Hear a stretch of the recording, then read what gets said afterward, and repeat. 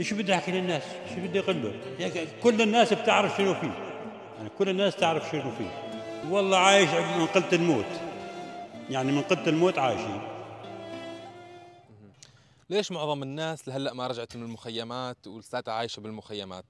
في الحقيقة الواقع صعب بقرية الحواش بسهل الغاب، ومعي العم هون رجع من المخيمات كمان رجع سكن بخيمة.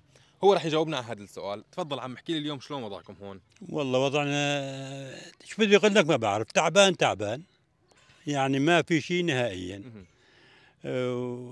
والمرضان والله العظيم حتى بده يروح على دكتور ما عنده يحكم حاله. والله العظيم عم نحكي جد، والله عندي العيلة هلا راحت على الدكتور، آه، منتهية يعني.